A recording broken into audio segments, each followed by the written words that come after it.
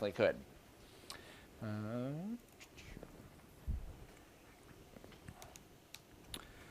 All right, so first page of this one says, you are the sum of your choices. What does that mean to anyone? Way too much math.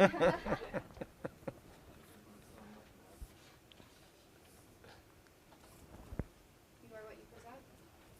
What you present, everything you've done, right? So all your decisions you've made in the past, all the things that you've done, that's who you are at this point.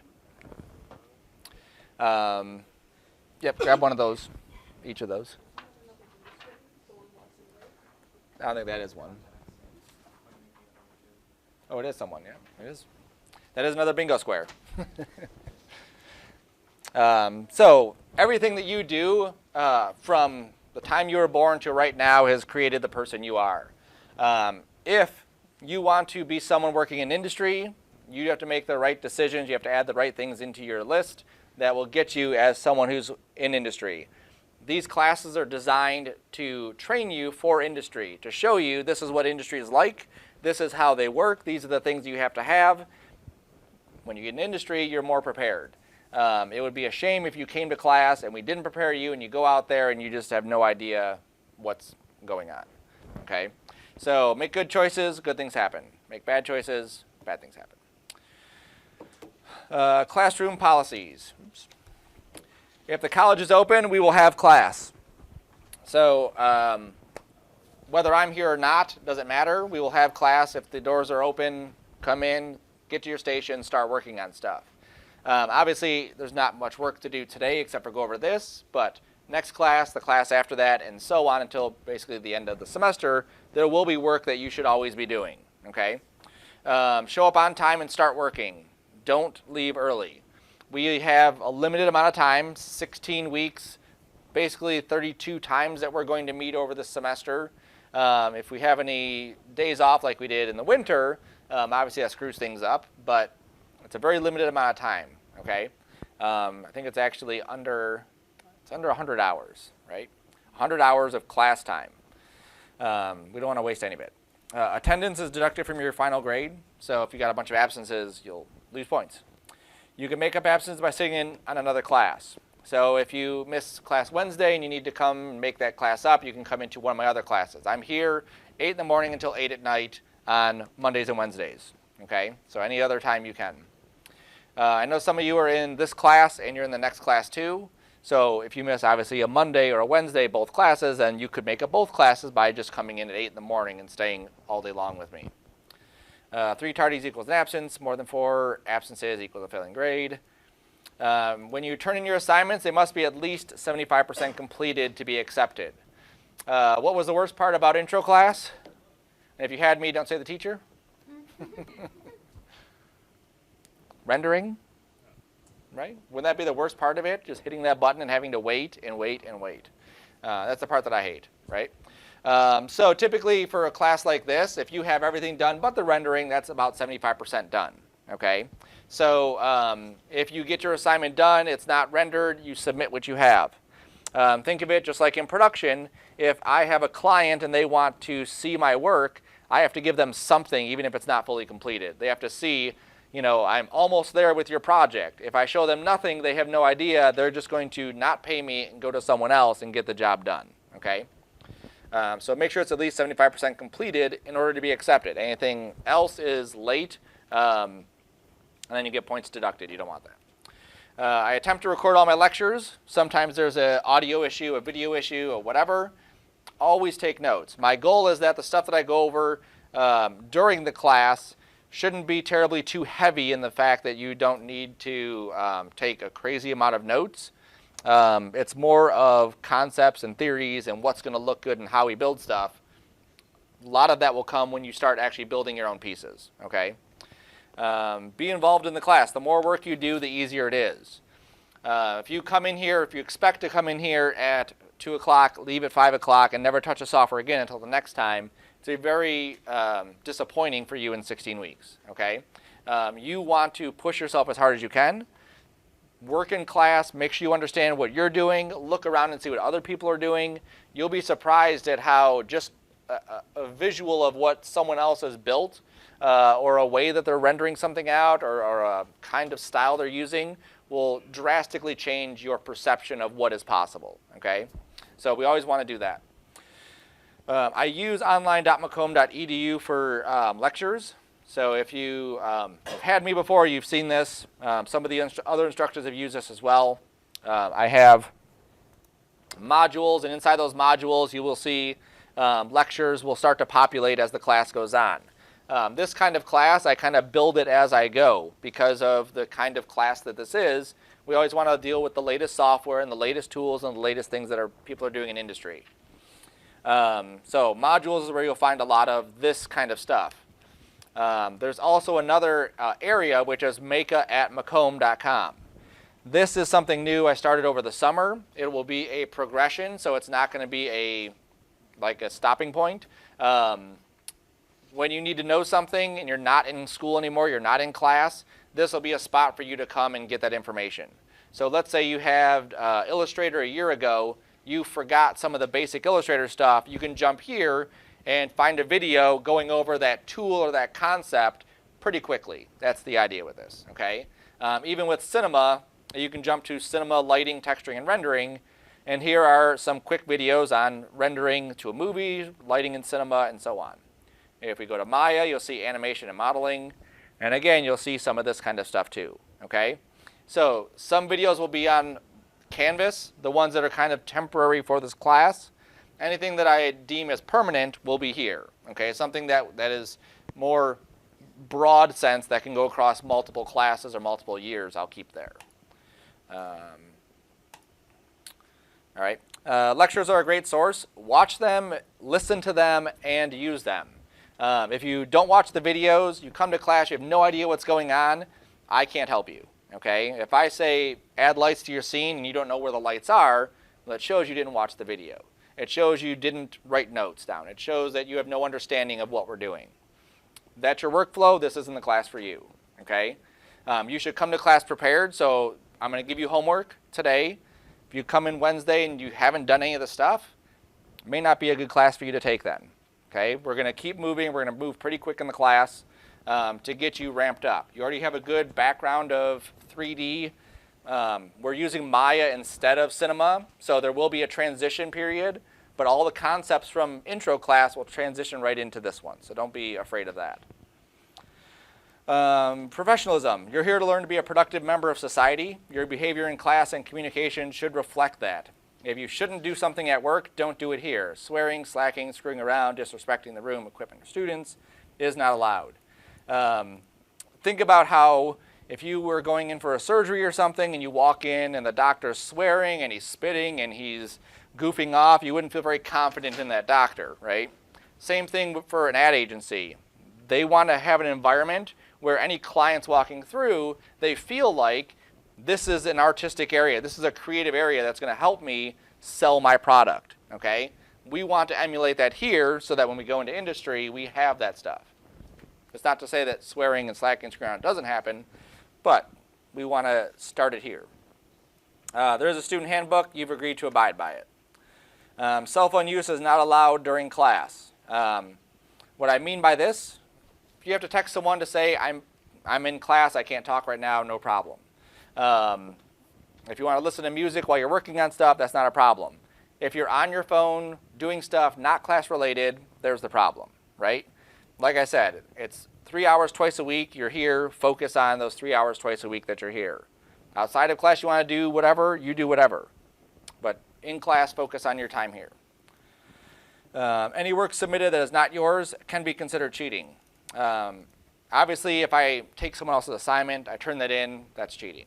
But if I go to someone's desk and I do a majority of the assignment, or you have a lab aide do a majority of your assignment or even a good portion of it, it's basically their assignment too. Don't do it, because that means that you don't know what you're doing. You don't have the concepts and the understanding of what we're trying to do. Everything we do in this class will build from start to end, okay? So if you don't understand the basic concepts because someone else did it for you, how are you going to move on to the more advanced ones, right? So make sure you're doing as much work as you can. You don't learn unless you do and do and do. In order to pass the class, every assignment must be turned in late or on time. And then these are things that I shouldn't have to say, but I have to say them anyway, based off of past students. So don't leave a mess. No fingernails, hairs, sneezes, wrappers, paper, pencil shavings, or bottles at your area.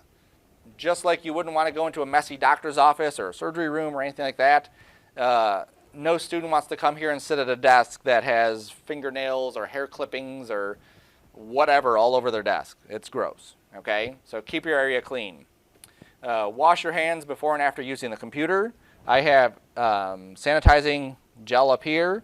I also have these wipes. I think I have one more of these containers in the back. Once it's gone, it's gone. These are from the Dollar Tree. If you bought one container, that'll last you the entire semester, okay? Wash your hands, disinfect your station, use tissues, be respectful. If you missed class, find out what you missed. At this point, most of you have been in college for at least a year. So you should understand that it's not like high school where I'm going to hound you to get your assignments or to make sure that you understand what happened while you were gone. It's on you. Make sure you find out. Pay attention during lectures and classes. The best way to pay attention, especially like if I'm sitting there watching someone talk, I get tired, just like everyone else does. So I take notes. If I take notes, I'm more alert, I'm more awake. So take notes if you need to. Get more sleep if you need to. Pay attention, take notes, whatever you need to understand what I'm saying up here. And obviously don't work during the lecture because you can't pay attention to what I'm saying if I'm lecturing and you're working. You're responsible for your grade. If you don't or can't do the work, you don't pass. If I take a math class and I have no idea what I'm doing in the class, I'm not going to pass it. But if I go out and I start watching videos on how to do the problems and I start practicing it and I keep working at it over and over and over again, eventually I'll understand and eventually I'll be able to do the work that's required for that thing. Whatever you have to do, you do. That's how it works. Everyone in this class is at a different level. How many of you had a 3D class in the winter semester? How many had it further? 1, 2, 3, yeah, okay. You had it in the winter. So you may be a little bit more rusty on 3D, right? So it's going to take some adjustment time. Some of you may have got really involved in the intro class. Some of you may not have. It doesn't matter. What matters is we're working on the assignments. We're pushing ourselves to get as clean and crisp and beautiful as we can of pieces that we can then put in our demo reel, get jobs doing this kind of stuff, and make money and live a happy life. Okay. I will work with you, but not for you. What I mean by that is if you don't put in the effort, why should I put in the effort, right? If you're not watching videos, I'm not going to sit at your desk and tell you all the stuff that I'm doing in the video. Watch videos, watch YouTube, read about the stuff, do it over and over again, work outside of class. As much stuff as you can do, that's what you do. I can show you 100 students who I've had in the past who have done work, incredible amounts of work, and are working in the industry. I can also show you 100 students who tried to skate by and they didn't skate by, and they're not working in industry. Don't cheat. I already said that. Do the work. You're here to learn and prepare yourself for industry. That means hearing criticism of your work in order to make it and you better. So you may show me a piece. You think it's the best piece. You showed it to your grandma. She loves it. She thinks it's also awesome. I may not think so. That is no reflection on you. It may just be a crap piece. I don't want you putting a crap piece in your demo reel or your portfolio. Because if I think it's crap, that's pretty nice compared to someone in industry who's going to tear it apart. Okay? And I'm telling you this now so that you don't show those things off to the rest of the world. You're here to grow. Part of that growing is knowing this is crap, this is good, this doesn't work, this does work. And figuring out how to get those things to align with where you want to end up. Now, part of what sucks about the world is that there's a lot of crap out there that is actual crap that makes a lot of money. If you go to YouTube and you watch like the top channels who have like millions and millions of viewers, they're crap channels, right? Playing with glittery Jello stuff or opening toys, to me that's stupid. That's like a crap waste of my time. However, they make millions of dollars. But I'm not here to train you for that. I'm here to train you for a company, train you for jobs. Anything you don't know, find out. Every day I find stuff that I don't know, and I look it up. This isn't my most recent thing, but this is one thing that I did look up. Using articles.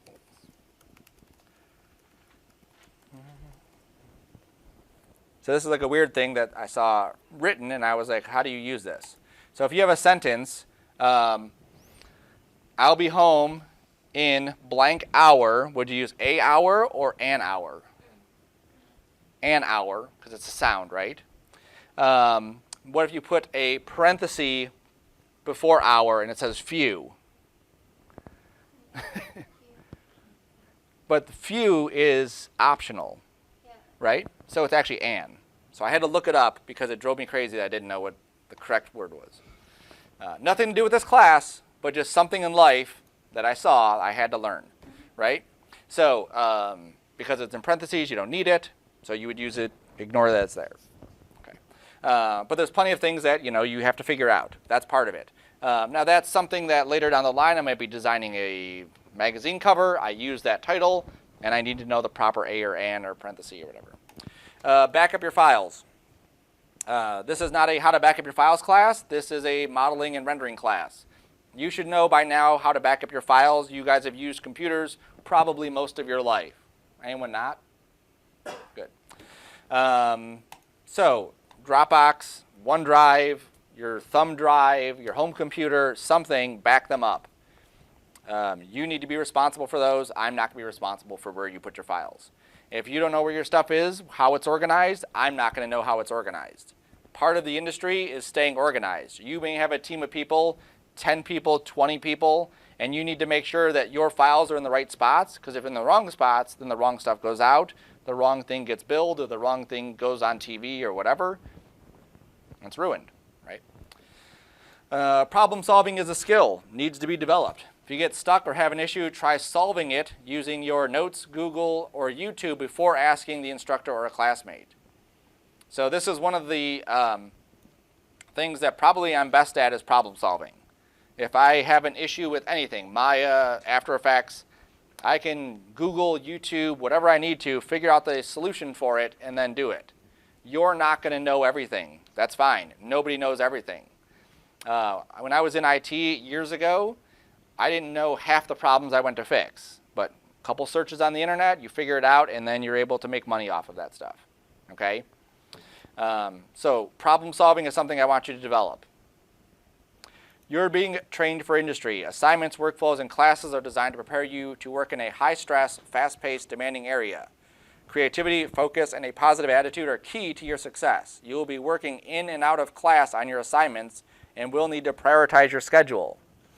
If you have 3 classes, you're working full-time, and you're also taking care of someone at home. You may have 1 extra hour outside of class for all 3 of those classes. This might not be the best time for you to take this class. However, if you're playing video games for 12 hours a day and you have this 1 class, you can probably not play video games for 12 hours a day and do a lot of work for the class. Okay? Figure out your schedule. Again, this is not anything that I need to be concerned about. This is something you need to be concerned about. I have my own schedule, you have your own. Figure out where that balance lies. Okay? What do letter grades mean? So we'll start off in the middle. What does a C mean? Average, right? So in order for there to be an average, there has to be people above, people in the middle, and people below, typically, right? And that's usually what happens. In a regular class, I'll end up with people who are, they do the steps. They do the basics of what does he want here? He wants a box, here's a box. You want it red, it's red. They don't go into the details of making it look like a good box or making it look like a good color of red. They just, I asked for a box and I got a box. That's a C. You push yourself a little bit further, you get a B. You really show a lot of work, a lot of effort, a lot of really cool work at the end of it, that's an A. Okay? And that's going to be on every assignment. Every assignment will have technical things that we'll be dealing with. So things like, are you organized? Are you naming things? Are you putting things in the right spots for me? Are you using the materials and the setups in the software correctly? And then there's a creative part. Aesthetically, what does it look like? Is it pleasant to look at? Are the colors good? Is the balance good? Are you using some of these other tools to enhance the look of this image? In this class, we have to do both, okay? Because we're at that level. In the intro class, it was a little bit more laid back because, you're still learning it. Well, you're still learning, but we're at a different level now. And then D just means that you're missing a lot of the stuff. And then E means you really have no idea what's going on. There's the grading scale. You can definitely look that up. And then we have frequently asked questions. So if you had me before, this question is still the same answer. What's the best way to reach me? Email, right? So if you need to contact me, email me. I have my email with me at all times pretty much. If I'm in my office, it's rare. Today is an exception because we have big breaks between classes, but typically I'm very rarely in my office. So always email me. My email is on the sheet, the next sheet that we're going to get to, but that's the best way to reach me. If you do get stuck on something, you've exhausted your resources, you still can't figure it out, don't just say, I'm having trouble with ... Send me a screenshot. I can't figure this out. Here's the images. Now you can see what the problem is, okay? Because the first thing I'm going to do is ask for screenshots. Can I bring in a food or beverage into class? What do we think? No. We can bring in beverages with sealed containers. We cannot bring in food, okay? If you have a beverage, make sure it's sealed. If you look at the floor, you'll see stains. Most of those stains are from people who spilled coffee on the floor because they had it in a non-sealed, it tipped over and spilled. If you look under the dark gray plastic thing, don't do it. If you look under the dark gray plastic thing, you'll see this layer of old chemicals that have spilled into there and have been trapped forever. Disgusting. Food too, we've had ants before. We don't want ants. So don't bring food into class. Don't eat food in class. Save that for outside. If you can go 3 hours without eating, then do that. Can I bring in my own mouse or tablet? Yes. Okay. So I prefer this kind of mouse. So I don't have like a regular mouse. I have a trackball, which means I don't have to move my hand around. I can just move my thumb. So that means I plug in something into the USB. I have this here. And then I have to install a piece of software. No big deal. When I'm done, I unplug my stuff, don't touch anything else that's plugged in, and then I take my stuff with me. Typically, if you forget your stuff, I'll keep it up here. So if you do forget a hard drive or a mouse or something, I'll put it up here with your name. Like this is 2 semesters ago, still sitting here. If you need drivers, sometimes that works, sometimes it doesn't. We'll just have to try it and see. I want to work at home instead of coming in, or I want to leave early. Is that okay? No, right? Like I said, you've dedicated 3 hours twice a week. Spend the time to come here and work. If you do leave early, it can be marked absent. If you don't show up, it can be marked absent. Okay? Come in here. Now, with that said, you're all adults. If you don't want to come to class, you don't have to come to class. I'm not paying money for you to be here. Either you are, or the state is, or the government is, or your parents are, or your friends are. I don't know who pays for your stuff. But it's up to you. I didn't turn in my work on time, but have a really good excuse. Can I still turn it in? Still turn in late assignments. Right. You can still turn it in late. If you didn't turn it in on time, that means that you probably weren't at least 75% done. You can still turn in 75%, but still turn it in. Regardless, still turn it in. Can I fix an assignment to raise my grade? Yeah. So if your assignment turns in and it's, kind of a mess, fix it up, turn it back in, okay? Now, it's not going to be a repetitive thing. I'll say, fix this, fix this, fix this. I'm not going to sit over your shoulder and show you how to fix those things. I'm not going to get one of those back and say, well, you fixed the one, now fix the other two, and then you do it again. Fix it, turn it in. All right, frequently given excuses. So I will give the excuse, and then you tell me what the solution is so that they don't have that excuse. So if someone says, I forgot to do their homework, to study, or due dates.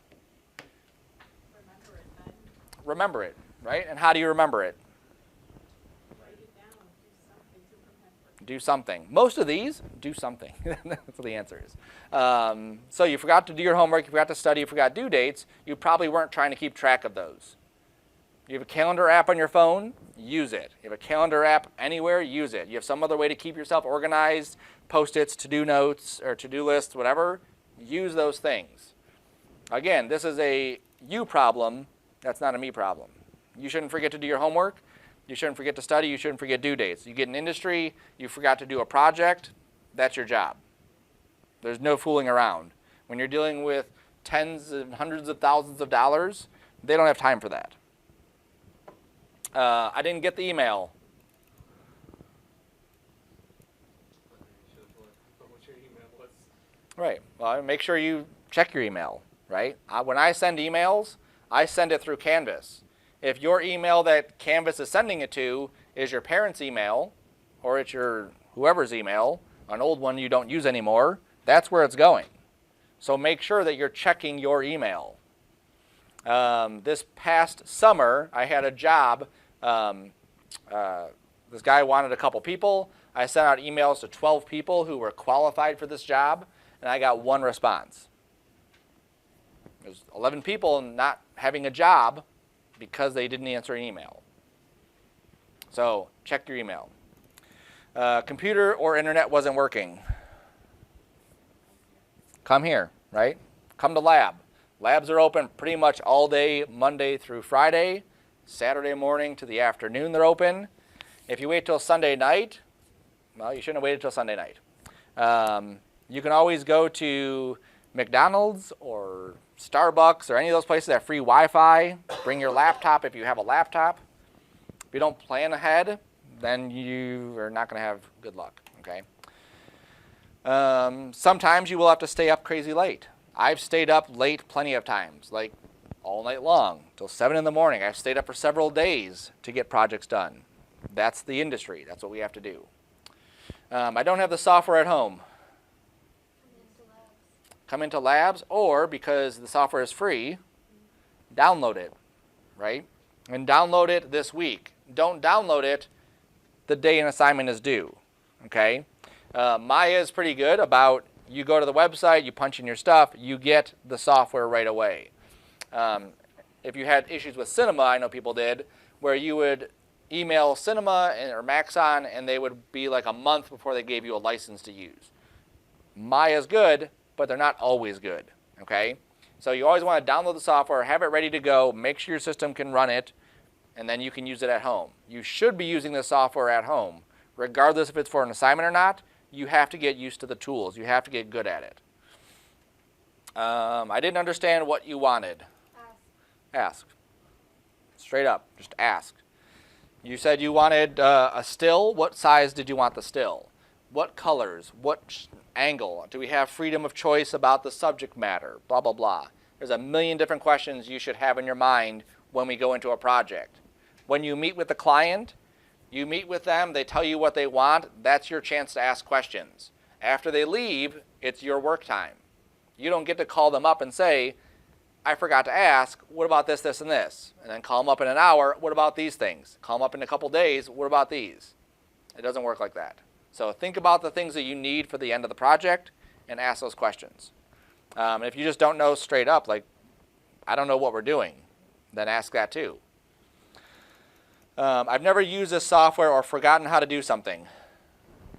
Google it, right? I think only maybe 2 or 3 people in this class at that have ever used Maya before, right? Okay. I don't expect anyone to know anything about Maya. I expect you to know 3D because you had an intro to 3D class. That's how you got in here. You may have forgotten something, that's fine. You'll get up to speed.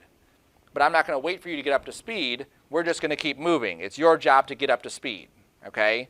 So if it takes all weekend long, you sitting on the computer refreshing yourself to say, how does 3D work? That's what you do. If you have to watch videos, you watch videos, okay?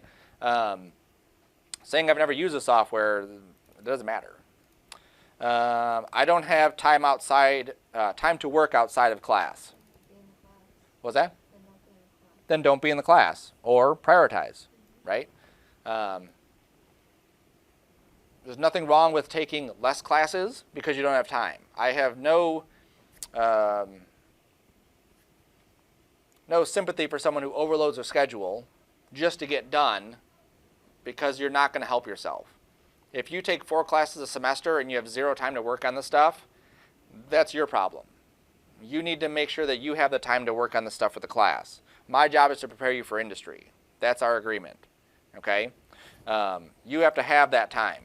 So if it means dropping a class, dropping 2 classes, whatever it is, so that you can create cool content that you can then use for your portfolio to then get a job, that's what you do. I have people all the time who try to fit so many classes in to reach their graduation date to, as they say it, get done, but without having to actually like do something with it, okay? So spend time on the stuff. I wasn't here last class or classes. Watch video, ask, Video asked, figured out, yep. And my file was corrupted. backups. Backups or start over. Yeah. Yep, you start over. It doesn't matter how long you've worked on something. If something dies, there is no magic that I have, that Autodesk has, that the computers have, that can make that file work again. So we keep backups. Hopefully those are good enough. And if not, we rebuild stuff. I've worked on projects for months and just lost everything without having it backed up. How long did you cry? I didn't, because I'm at the point of, oh, well, now I'll make it better. I had a student who, during class, he was working on a project, didn't save for 3 hours, and it crashed, and his whole file was gone. And then he worked on, it was a chair, so he worked on this chair again, and now it only took him an hour and a half to build this chair. So then he saved it, and then it got corrupted again. Then it took him a half hour to do his third chair, but it was 10 times better than his first chair, okay? So it's good to see that progression, but it just sucks that we have to go through it, okay? But it's part of the industry, part of using computers. This is why I'm jealous of Matt Bush. He has no idea about file corruption. He doesn't care about file corruption. Doesn't have to worry about organization on computers. All this stuff about computers and internet, he has no idea, doesn't care. All right, so stuff specifically about the class. So my name is Sean Sarcona. You see that. There's my email address I mentioned. Here's my office phone that you don't need to worry about, and there's my office number. This section is 1601, Monday, Wednesday, 2 to 5 in this room. Okay, standard stuff. This is required materials. This is stuff you need to have for the class. Note-taking book, sketching book, and a writing utensil.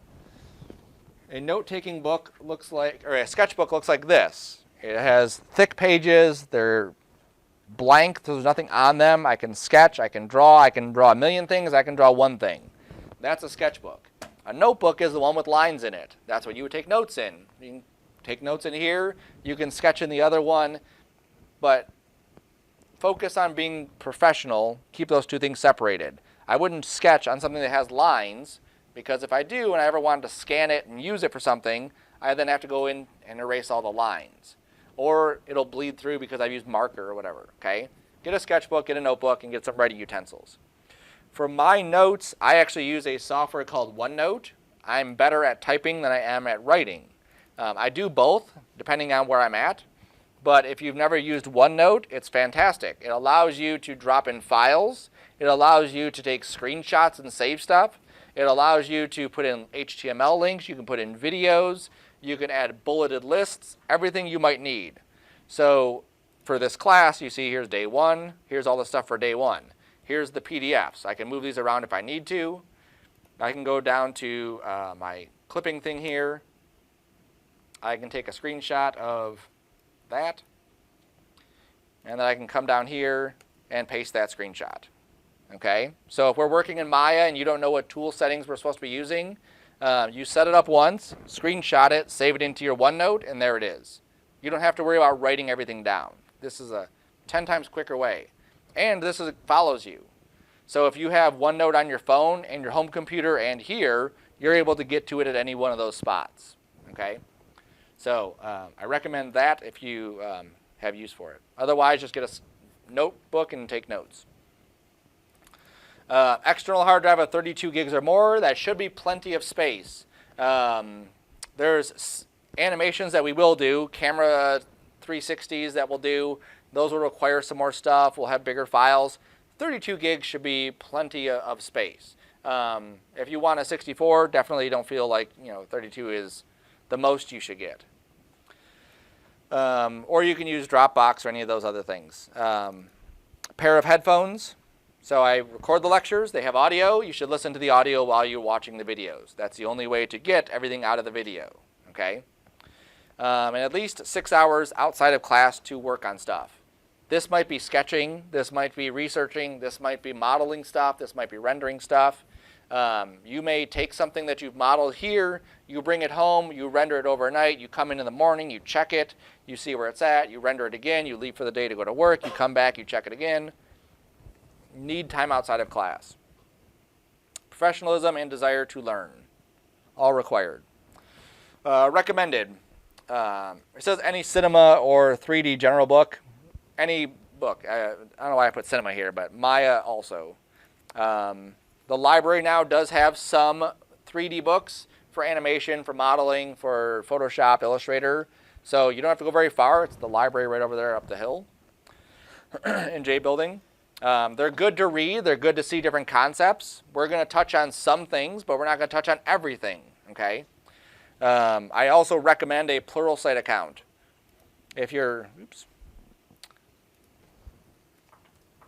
If you don't know what a Pluralsight account is, this is where after you've graduated, you're working in industry, and you want to stay up to date on what things are happening, this is where people typically go. And you can type in things like Maya modeling. And you'll get a bajillion different things, 73 hours of environment modeling, 34 hours of character modeling, 40 hours of dynamic core skills. Okay, so for $100 and I think it's $60 at the bookstore, our bookstore has them. When they're out, students have gone to Eastern Michigan's website and gotten them there, their bookstore. But you get the access for a whole year. It's pretty phenomenal. You can also use YouTube. I have other links too if you are interested in getting some other links. But it's a good one. You can jump into, hit play, and let it go. Okay. Software we'll be using: Adobe CC, Maya 2019, Keyshot, Unreal, Arnold, ZBrush, Nuke, Mari, and Substance Painter. We may use all of these. Most likely we'll use most of these. Okay. Mari on these computers is kind of iffy. Sometimes it crashes. We'll definitely use Maya, obviously, and ZBrush, and Nuke, and Substance Painter. This is where you can get those. So on the Meka at Macomb, I have how to install software. So it doesn't go through every step of every single thing, but it gives you a good overview of installing Maya, how you register for it, how you download it, how you install it, and then how you license it. Here's Cinema if you wanted that. Here's Office 365, Dropbox, Nuke, and Adobe Creative Cloud. We will be using Nuke eventually in this class, not right away. We will be using Maya starting on Wednesday, and then Adobe stuff we'll be using as well. There might be some little plugins here and there that we also grab. Sometimes there's an easier way to do something if we just download a plugin, install it in Photoshop, and then we're good to go. Okay, so we might grab some little things here and there. Adobe CC is something you would pay for. When you're on campus, you can use your Macomb ID to log into Adobe here and get your stuff. If you have Adobe at home, like your own license, you can use that also to log in to your Adobe account here. That way, if you do have fonts or plugins or brushes or whatever, all that stuff will come with you. Okay, should come with you. Maya, Unreal, and Arnold are free. So when you download Maya, you also get Arnold. Arnold is Maya's rendering engine. So just like in Cinema, when you would render something and it would go into Cinema's rendering engine, or if you remember, I talked about it, I'm sure Billy talked about it, there's other rendering engines out there you could use. Same thing. So Arnold is just the one that comes with Maya. That's the one we're using. Unreal is a video game engine. If you've played Fortnite or seen Fortnite or Unreal Tournament, that's where this is from. So you can actually download the engine. You can build stuff in Maya, export it, and bring it right into the engine and actually like walk around your items. It's pretty sweet. Nuke and Mari, these are also free, but you have to download it from the instructions in the video, and then you'll use this code here to access a license. Okay, so it's not free for everyone. It's only free because you're signed up for this class. You download the software, you use that code, and it'll let you get the software at home. Okay? Keyshot and ZBrush are not free, only in the classroom. You can definitely buy them if you want, but they're pretty expensive. ZBrush is awesome. Some people get into character modeling and they just love it, and that's all they want to do. And so they're like, I'm going to spend the few $100s, get ZBrush, and that's what I want to play with all the time. There's people who their job is just working in ZBrush, just modeling stuff. The cool thing about ZBrush is that you get it forever. So if you buy it once, you never have to pay again for that software. So if you bought it like in version 1, and now we're in 13 or something, you would get free updates all the way, which is really good. Yeah. How much is it, like a hundred, you said? Well, it's a couple hundred. I think it's $749 professional, but it might be a few hundred for student or something. They keep changing their pricing the last couple times I looked. And then Substance Painter, you get free on Algorithmic's website. Substance was actually bought out by Adobe, so it'll actually be maybe in the cloud one day, but it's not yet. Mick.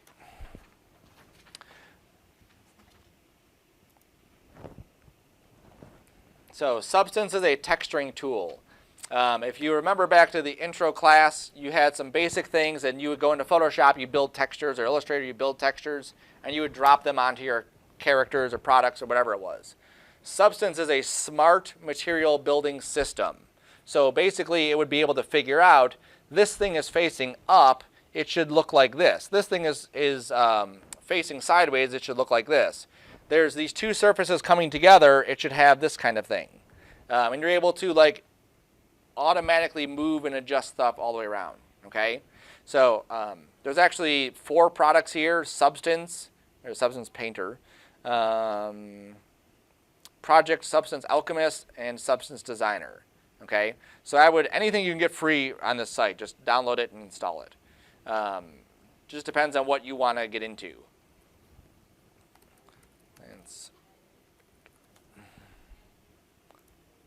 Like one of the examples, here's a machine. All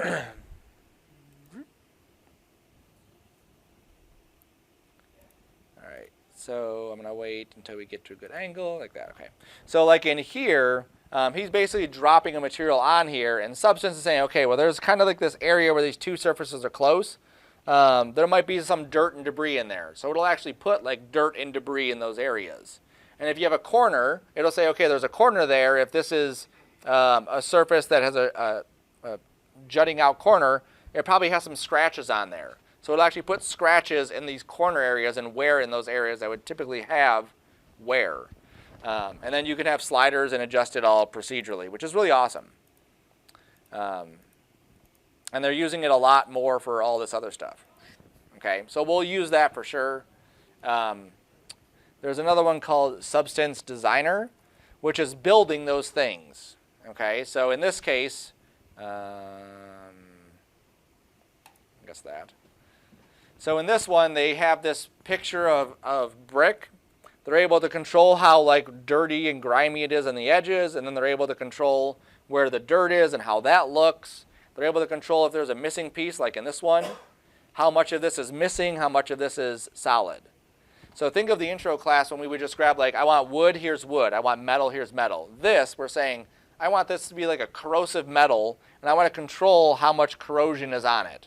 Okay, and you can slider-wise control all that stuff. Super awesome. People make things using Substance Designer. Very awesome, like this. This is Substance. Someone made a cereal texture with Substance Designer. So you can say, I want this to be like that, and boom. And then you can just change the shape that you have, and now you have a different cereal. There's a bunch of different ones. Super awesome stuff.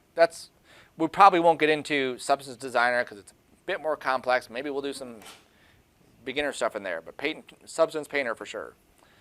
And then Alchemist is kind of like in between. It's like a mix of the both. So this course is 3D modeling and rendering using Maya. The class is going to step through modeling, texturing, animating, shading, blah, blah, blah, in more detail than the intro course. So basically what we're going to be doing is same stuff you did in intro, but a lot more in depth. Okay, we're going to be building more realistic things. We're working at a faster pace. We'll be creating things with higher levels of detail and texture, higher qualities of rendering, things that you would typically see in games, in movies, that kind of stuff. Okay. Here's our assignment list. So simple prop, that's the one we're going to start on Wednesday. Then we'll get into a mechanical piece, building, room, 3D printing something. If you aren't aware, 3D printing is something that is everywhere. If you go to any trade shows, high school shows, any of that kind of stuff, typically someone there has brought out a 3D printer and they're showing off how cool it is. They're not doing it right. We're going to invent something, you're going to invent something, you'll 3D print it, and then you'll be able to use it in your stuff. We'll do a character, we'll do a weapon, we'll do a machine, and then that's going to be pretty much the end of the semester. Okay? So if you look at how many assignments this is, 1, 2, 3, 4, 5, 6, 7, 8. 8 assignments, 16 weeks, 2 weeks for each assignment, roughly. Okay? These are meant to also be building blocks. So like our building, no pun, our building is going to be a building. We will have pieces to it. We will have different things on it. But it is not the full depth that you can go for a building, right? You can do a whole cityscape. If you watched Avengers, Endgame, anytime they show those cities and those any of the buildings, they're all digital. You know, someone goes in there and they build literally every 2x4, every piece of drywall, every beam that's on there, piece of glass, screw, everything is on those things. We will not be doing that in 2 weeks. Those are typically like months for a master modeler to do. Here's where all of our assignments will have research that will go into them, planning, sketching, all those things, all that stuff we packaged when you turn your stuff in. So it won't be like you're just going to turn in your file and I'm not going to be able to see your thought process. I want to see your thought process from, here's the research I did, here are my sketches, here's what I came up with. Okay? For every single one of our projects, we'll have that. They're also a point-based system. So there's no averages here. I'm not going to take all your stuff, add them up, divide by the number, blah, blah, blah, to get your grade. If you didn't do 3D printing, let's say, you would lose 10 points. If you get 5 points off this one, you lose 5 points. No average. Now, you can also lose points. That's what this side is. So if you're using your phone during class for things you shouldn't be using your phone for, you'll lose points. You do it during a lecture, which is obviously 5 times worse. You'll lose points there too. Attendance, lose points. Other stuff, lose points. You can read through that. Keys to success. Showing up to class on time, ready to work. Pay attention. Take notes. Make sure you understand what's required. Work during class. Do homework. Meet deadlines. Ask questions. Push your skills. Miss class or constantly being late. That's how you would fail the class. Socializing during class and not working. Making up excuses why your work isn't done. Guessing what's required. Not taking notes. Turning in work as you feel like it. So that's pamphlet 1. Questions on pamphlet 1? Comments? Critiques? No? Good. Number 2. So this is a welcome. So welcome to fall 2019. Summer is quickly finishing, and we begin moving into the next semester of educating the future generations of photographers, videographers, designers, animators, modelers, illustrators, and interaction designers, just to name a few. Media and Communication Arts is only a portion of where your future will end up, though. MACA is built to give you the best and most in-depth training the college can offer. Past MACA students work all over the world doing what you are being trained for and more. Unfortunately, school can only do so much. Dedication, hard work, focus, and patience are a few factors that are required for industry that students must bring with them. Without these, success is very difficult. You can go through the motions, click the same clicks, draw the same lines, but without a passion for what you're doing, your future is ambiguous. Along the way from student to professional, you'll have to break away from your comfort zone and push yourself to be able to learn more, give and get critiqued, work long hours, prioritize your school, work, and home life. Across the board, if I looked at 90% of the people who have graduated from this program are working in industry, they're dedicated, they're hardworking, they don't clock out. They may have screwed around. They may have socialized during class. They may have been whatever. But when they needed to, they got the work done. Okay? This might mean, like I said, staying up late, not doing things you wanted to do, and it might mean sacrificing other things. You may have to not work today so you can get your work done. That's part of life. If you prioritize, it shouldn't be an issue. When I worked as a student, sometimes I would work till 1, 2, or 3 in the morning, and then I would go to sleep for a few hours. I would get here, and then I would go back to work, and then I would work on my stuff. I would stay late in the labs. I would do whatever I had to do to make sure I understood everything that I could. Okay. Some resources. I showed you Maka at Macomb. Some things that you can mark down as for next class or before next class. Watch these 2 videos. So watch the Take Note video under Essential Skills, and watch the Get Yourself Organized video, also under Essential Skills. That way we don't have to worry about that next class. When you come into class, we're going to start working on stuff. We're not going to spend time making folders for all your stuff. You guys should be at the point where you understand how to make folders, you understand how to organize your stuff. When you turn things in, I'll want it a certain way. That needs to be there. But when you work on your stuff, however you want to organize it is up to you. Yes, sir. Maka at Macomb.com. It's also on YouTube, though, isn't it? It's on YouTube also. Okay. Yep, just easier to find here. Under software specific After Effects, not After Effects, that's a different class. Under software specific Maya, there we go.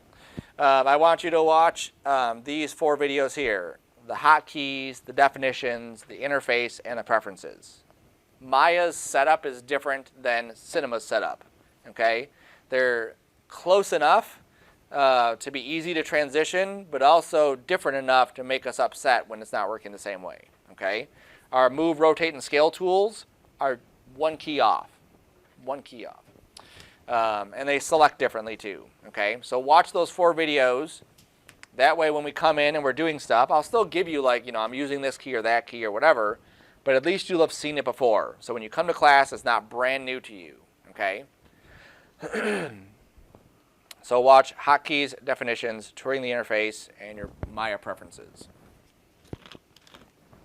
And obviously if you have the software installed, it should help that you can follow along too to help you understand them better. I'll give you the hotkey sheets. If you want one before you leave, they're in the paper area there. Or you can print one out here. If you go there at home, you can download it and print it. We will not be taking the hotkey test.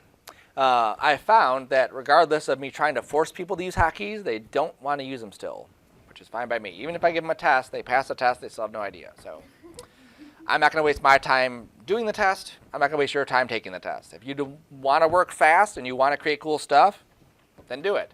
If you want to click and do that, then I'll walk away and let you do that. Just shake my head and run. Under Stay in Touch, so this is how I can contact you. So before I had a different website. It was kind of like my own personal stuff that I would have, a sideway in. But this is how, if I needed everyone's email to email everyone after the class is over, I have that information. Right now I have it because it's in Canvas, I can email everyone. But once Canvas is gone, I can't. So if a job were to come up and I needed to get a hold of a bunch of people, or if there's an event happening in the middle of the break or something, I use this. So if you go there, fill this out, say, yes, contact me about events, and if you approve of me using your artwork to promote the department, then you can check that box too. All the stuff you see on the TV at the far end of the hall, all the stuff you see in the showcase, same kind of thing. Okay? That's how those were in there. There's also in that same spot is a link to portfolio. There's lots of times where we get companies that might need someone. I need someone to come in for 50 hours this week and just retouch some images. So I have to be able to go through a list of people. Who do I know that has this stuff? If I have a list, I can go right there. This person's in photography. I can see their work. There it is. I'm going to direct them to that person. If I have someone who wants someone for a full-time job, whatever, I have a link to your portfolio. I have jobs that you're interested in. I have your email and contact info that I could then share or communicate back and forth with you this way. Okay? Too many times where we just have students who drop off after they've graduated and we never hear from them again. Now we can. So put your email, name, link to your portfolio, and then if you're interested in specific jobs, you can write that down too. If you don't have a portfolio or an online presence, you need to get one. I don't care if you're not graduating or if you haven't had a portfolio, make a website somewhere, Behance, ArtStation, something, and start uploading your stuff to these places. That's why we have Get Noticed. Here's Make on Vimeo. So this is our department. This is a former MACA student who created this as a way for current students, faculty, alumni to share work that they're currently working on or have worked on, projects they've done, demo reels they've done. So if you're curious, what is someone in industry that graduated from this department doing, you can click on one of these people and you'll be able to find stuff out. This is Josh. You can click on his stuff. He is motion graphics. Nikki had stuff on websites. She was in class, she would put stuff. She'd create a piece, it was cool, polished, whatever, she threw up on her website. When you go out and you're looking for jobs, you're learning, or you're going to create pieces that will help market something. That's most of our job is marketing, okay? We're building a 3D car, that's to sell a car, or that's to sell enterprise or something. If you can't market yourself, or you don't know how to market yourself, they're not going to hire you. So you have to get out there, you have to understand how to market yourself. This is MACA on Facebook. One of our past students, Mike Campbell, he's a frequent poster. 5 reasons why your 3D renders look fake. Adobe After Effects and Foundry Nuke are joining Netflix's Post-Technology Alliance. Here's some stuff on Houdini that I posted. Here's some sneaky typography errors to avoid, and so on. Again, staying connected to people who are doing this, have been where you're at, and are now working in industry. That's what you want. Here's ArtStation. This is for worldwide people who share their stuff. This is illustrations, 2D, 3D, crazy stuff. And obviously what's cool about it is here's the guy, Jacques Desfontaines, and he is a freelance artist, and sometimes they'll say what they used. Yeah, so it looks like he used Arnold. I really like Arnold, but I think in some cases, yeah, so he used Arnold to render this out, but didn't say what software he used to model it in. That's pretty awesome. So obviously if you had questions on, hey, how'd you do the hair? There's the guy. You can probably follow him or contact him. There's Morpheus. This is the kind of detail that ZBrush gives you. And he may have just used ZBrush, I guess, too. Oh, that's crazy. And this is also ZBrush. So ZBrush is really cool for high detailed character modeling. It's also, in the newest implementation of it, is super awesome for creating these looking like drawn out renders. So that's like amazing that we have that now. And what I love about 3D, if I modeled that vehicle, I can make it look photorealistic by using one material and one set of lighting. If I want it to look cartoony, I can do that. If I want it to look, kind of bouncy animated, I can do that. No other medium can you really do that. If I want to draw a character and make him look cartoony, I have to start at the beginning to make him look cartoony. In 3D, you can just do whatever based on your stuffs. Super awesome stuff. Oops, and I closed it. I got to fix that. I have my links are set up wrong, so they just keep closing the window. And then Behance is another one. This is free with your Adobe stuff. So if you didn't want to create an ArtStation account for some reason, you can create a Behance account with your Adobe login and then start uploading stuff to here. And again, it's about getting your stuff out there so you're used to collecting it, so you're used to seeing other people's stuff, because you can't live in a bubble. You can't shelter yourself from the rest of the world and expect to then become part of it the second you graduate. even looking at something like this and saying, oh, I love the way they did that, whether it's 3D, 2D, hand illustration. It's obviously illustration that says it, but look at the process, right? And then here's a video of them sketching it out.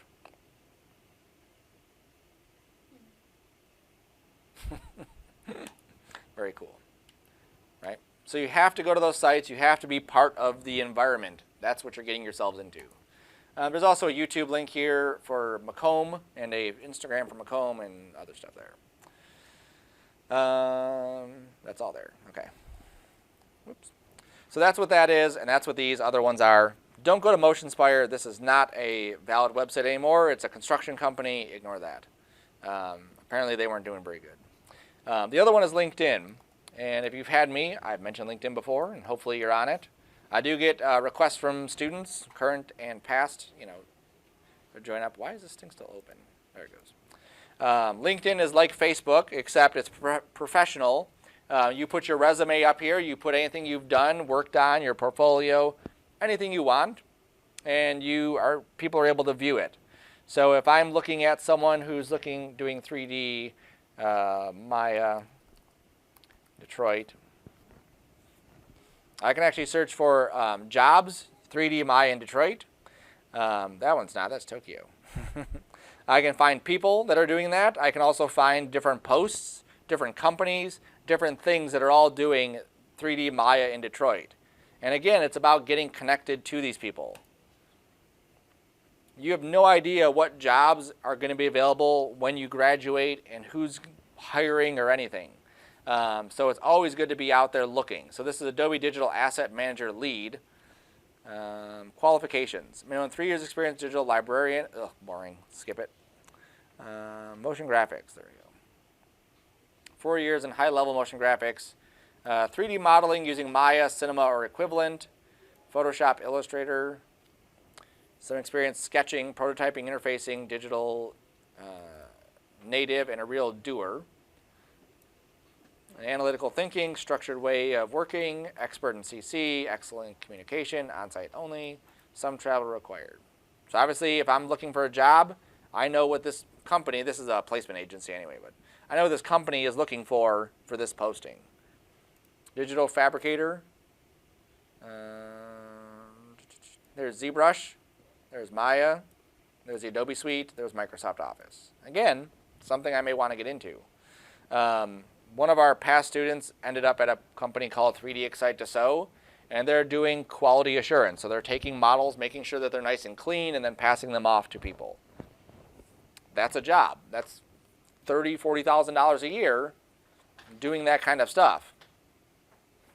That's awesome. But get on LinkedIn to get your portfolio out there and to get yourself seen. Improving your work skills. So these are things that will improve your work skills. I'm not going to go through all of them. If you need to improve your work skills, you can definitely look through this in more detail. Be punctual, be prepared, be accountable, work hard, be committed, have a great attitude, pay attention, and be helpful. These are things to improve your learning skills. I've been in education pretty much my whole life because I graduated high school, I went to college, I started working, but then I went back to college right away because I continued taking classes, and then I started teaching. So I've pretty much been in school my whole life. Understanding how I learn is something that I learned how to do. You have to learn how best you learn. It might be going in the software and playing with it until you figure it out. It might be watching a tutorial, then reading about it, and then doing something in there. It might be trying to explain something. It might be very technical. It might be very artsy. Figure that stuff out. You have to figure out how you learn best so you can move along the class. Because I don't know anyone in here how they learn best. Get enough sleep. Eating a healthy diet. Obviously, if you don't get enough sleep, you're tired. Come to class tired. That doesn't help. Eating a healthy diet. If I eat crap, then I'm going to feel like crap. Exercising, meditating. Practicing an instrument or foreign language is helpful. This is actually something you can do in the car. My drive here is about a half hour, sometimes 45 minutes, to and from. So if you've ever seen those languages on tape, Usually they're about 20 to 30 minutes. So I could basically do like one way here, one on the way back, and start learning a language. That has nothing to do with the software. It just helps your brain connect different pieces. When you go look for a job, some of the jobs are worldwide. So understanding how to speak Japanese would help at some companies because they send people to Japan, right? That could be your in. Some companies send people to Germany or England. England would be an easy one, obviously. Drawing or doodling, we'll be doing that. And then keeping an open mind. If you don't think you can do any of the stuff, you can't do any of the stuff. If you think you can do the stuff, you can do the stuff. Anything in this class is possible to do. It's just a matter of putting in the time, putting in the dedication and the effort to get it done. Program attendance policy, more than 4 absences can result in a failing grade from the class for this. We already talked about that. You can read the rest of it. If you are absent, obviously, like I said, let me know. There's no equipment for this class that we typically loan out. We do have tablets. Some of the stuff is textures and that kind of thing are easier to paint with a tablet. So if you do want to use those, you can. But just make sure I get the tablet and the pen back before you leave. That's all the equipment stuff we would have. Usage of hardware in classrooms. Don't break stuff. Don't eat in the lab. Anything you bring in, you gotta remove. No loud music. And that. All right. Any questions on packet number 2? All right. Cool. We're zooming along here. All right. So I'm going to show some examples of professional work. This is stuff that companies are doing in our area right now. Again, it's important to see because you have to know what people are expecting. These are car renderings. So they basically have not only the outside shell of the car, but they also have all the metal work and stuff on the inside of the car. And they would go through and they would render out, here's what the outside looks like, here's what the inside looks like. They go into Photoshop or After Effects, and then they're creating masks to reveal those different layers. Sometimes they're even going through and painting different things. So like this, they may have 15 different layers of car. Oops, there's the pause button. 15 different layers of this car that they're using to create this thing to give it that exact look. You have to be able to understand what looks good, okay? So when you look at this, how much of this front area is transparent versus the inside stuff here? How much of this is transparent so you can see that, okay? So you have to understand if you're doing something like this, what looks good, what doesn't look good. Sometimes it's simply a matter of getting it set up and screwing around and playing with what's going to look good. Try this, see if it works. Try this, see if it works. A lot of what we do is just try stuff and see. Here's another one. This is an interior shot. You'll see all the different materials that are on here. So you have this vinyl or leathery material. You'll see the pattern that's there. You'll see this is very reflective. You have some cloth for the shoes. Everything here is a 3D model. Textures went on it, lights went into it. This one shot, they may have spent an entire week, 40 hours or more, tweaking it. Not doing the materials, not like putting them on there, not creating the lights, but tweaking the lights, tweaking the materials, tweaking the final render to get that to look that good. We have 32 times we'll meet. That's about under 100 hours. That's roughly 2.5 weeks worth of outside work, right? Someone in the industry is going to work 2.5 weeks, that same 100 hours. So we have a lot of work to get to those points. This here is, that looks like Seattle, isn't it? Or, yeah, it's definitely the Pacific Ocean, I think. So this is a photo image in the background. They have their CG car there that's lit and rendered to look like it's part of the environment. They've added the tire tracks, and now they're using all these other tools to kind of blend between this photo background and sand area and this 3D vehicle that is then placed in the environment to look like it's right there. Reflections are there, shadows are there, all the stuff. If it's not right, then it's definitely going to look wrong. Okay, same thing here. Look at all the stitch work on this kind of stuff right along there. Insane. Very similar to the beach scene is this one.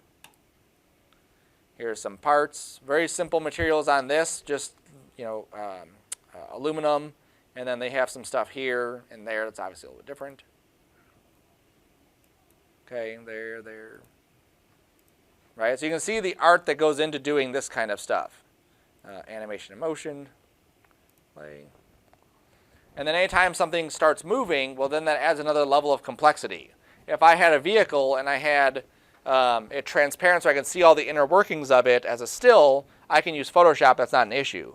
But now as it's moving, how do I want that transition to happen? How do I want the inner workings to become transparent?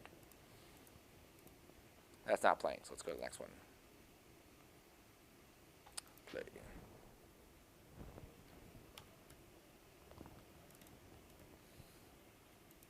None of these want to play.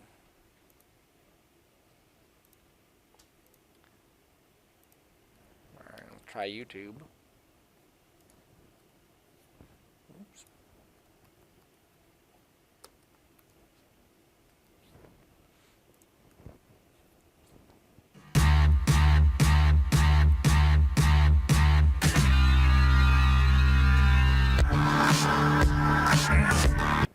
It's very likely that you would get the geometry for that. The company would say, here's the model, we just need you to render it out, animate it, blah, blah, blah.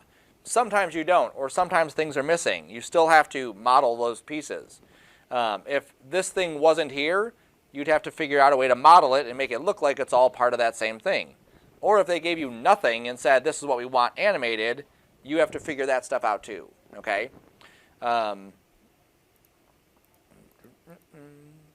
Same thing for this kind of stuff here. Sometimes you have to model those pieces, tweak those pieces, go through and organize that. This is probably thousands of pieces that are inside this engine when you get it. And you have to be able to clean it up, organize it, know what's what. Like when you look at that model and it's just gray, what gets this black rubbery material on it? What gets this brushed metal? What gets the shiny metal? What gets a wire material? And so on. Okay, so you'll see there's a lot of work that goes into some of these pieces. And then like this, imagine seeing something with those 10,000 pieces and now you have to then animate all the pieces coming apart, right? So lots of work goes into these things. This is a local company that does this kind of work, and they do pretty much anything. They're one of the kinds of company where it's like, they're not locked into just automotive or just one client. If they have work for this or that or whatever, they'll do it. So you'll see down here they have retouching, they have CGI, they have animation, and then they have interactive stuff. So you can see like all the different things that they've done. Very cool. So that's one company locally. All right. So the last thing I want to do is go over what we're going to be starting on Wednesday. So our first assignment is we're going to be doing some simple props. Does anyone remember from the intro class what 3 tools you consistently used when you were modeling something? There were 3 tools you would use over and over and over again. Extrude, bevel. There's one more. No. Knife tool, right? So beveling, extruding, and knife tool. Maya calls it the insert edge loop or loop split tool, okay? That's what we're going to be doing for these. There's none of these that we really couldn't create that using just those 3 tools. We're not doing anything fancy with the texture right now. We're just worried about just some basic shapes and basic colors. So your first job, what's this doing here? You should not be in this one. You should be in bouncy ball.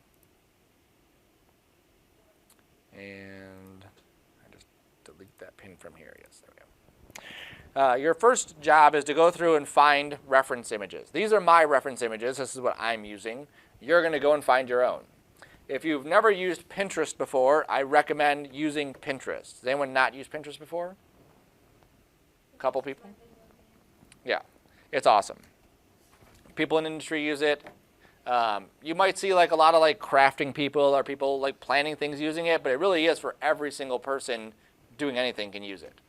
You go to Pinterest, you register for an account, and then you can type in anything here. So if you're looking for 3D game props, here's something. Yeah, it's pretty close. Okay, so I'm going to click on that. And then you'll see, okay, you clicked on this. Here's a bunch of stuff that is also related to that. I actually like this one better. So I'm going to save this into my prop board. Okay, so think of like a digital bulletin board. And then I can say, oh, I like this too. So I'm going to save that also into my digital board. If I go here, I can just say save. Oops, come on. Save that. Save this. And save this. And save that. And so you can save as much stuff as you want. And then when you come back and you're like looking at like, okay, what do I want to build? I need some ideas. You can just go to your board, prop. And then you can use this as your bulletin board for all the different things that you're going to be using. We are not going to be rebuilding one of these from scratch. You're going to be creating your own version based off of all the other images that you've grabbed. Okay? So looking at something like this, I may like just the outer shape of it. And then I may say, okay, I like the outer shape of that. But I also want to have maybe these like X things in here. So I'm going to try to implement that. There's one that I had before. This thing, I like these bars here. So I'm going to try to incorporate something like that on there. Oops. Or maybe I like this cut line. Maybe I'll try to incorporate something like that in there. Okay. You could also get this for your phone. So you can browse on your phone, go to different websites, link to your Pinterest stuff. You can find other people's boards on my Chrome app, 3D Simple Game.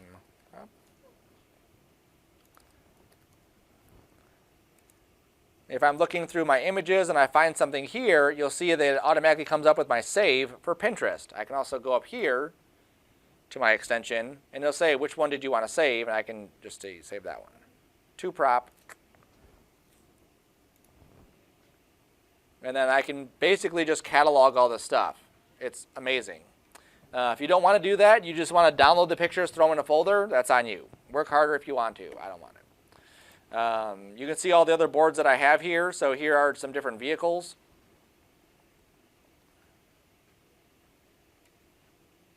Here's some character art. And it's awesome because you click on, I like this style. And it'll take you to different things that are that style. Maybe it's the content matter. Maybe it's the way that they've done it. But you get exposed to things that otherwise you wouldn't be able to find as easily through Google or anything else. Okay? And obviously for saving it, click the save. Boom, it's done. Environment stuff, furniture, products, Mac. Okay? So this is something at any point you can just go on there and start cataloging. So before Wednesday, go through, save a bunch of images, Pinterest a bunch of images, and then start sketching out what you want your stuff to look like. It doesn't have to be exact, but I want you to have some idea of what you're going for. So here are some of my things. Some of these are darker than others, obviously. So here's just some basic shapes. So I can have like some metal pieces here, have some cutouts there, a little handle here. Here's that one from maybe a different view. Here's some different shapes that I kind of liked. Here's some more stuff that I kind of liked. Here's some more different shapes on there. And sketch out some different ideas for different things that you want. When we come to class, we shouldn't be doing any research at all. That's stuff you're not paying for. You're not paying for learning how to do research. You've already done that. You know how to do that. You can do that in your spare time. You're coming here to learn modeling and rendering. So all that stuff should be set up ahead of time. So you're going to watch the 6 videos, right? Getting yourself organized, taking notes, interface, hotkeys, definitions, and preferences. You'll start going through and researching for your simple prop, and you'll sketch out some ideas for a prop that you want. We're only building one prop. That's all we're going to do for this first one. Have ideas for other ones. The first one, you may have glorious ideas about what it would look like, and you're a fantastic illustrator, but when we get into the tool, we just don't have the time to go through every single bit that would be there, okay? Sometimes when we're modeling something, the shapes can be very tricky to do. On something like this, where we have all these different intersections here, we have all these different pieces and latches and everything else, we're probably not going to have that much time. We have 2 weeks-ish for each one of these assignments. That means that we have time to model it, texture it, render it out, and then polish it so it looks nice. Yes, ma'am. How much does it make to have like what he's doing? How much what? Does it make, because obviously, you can make 3D objects and then sell a license for them. Mm-hmm. Is that a good way of making money? You can. Yep. There's plenty of resources out there. So this is CG Trader. Turbo Squid is another one. When you're working at a company and they have a deadline, sometimes it's the only way for them to get it done. Turbo Squid. Some of these models are like really expensive, like car. Sort by highest price. So $1,800, right? And you get all these different cars. And if you sold it once, it's worth it. Right? $1,500 for this one. And there are companies, like if you're working for a movie and you need just a bunch of cars to populate a street, it's $1,500 here, or it might be $5,000 for me to hire someone to come in and build all these things for me, right? So they do look at all that stuff. Here's a London collection, $900, but you get all of this stuff. There was a job that was posted on one of the sites a while ago that was modeling props for their game. It was $100 a model, and they wanted 10 models a week. $1,000. Wow. Yep. So yeah, it definitely is a way to do stuff. Obviously, there's a lot of competition, but 5,000 people have seen this one.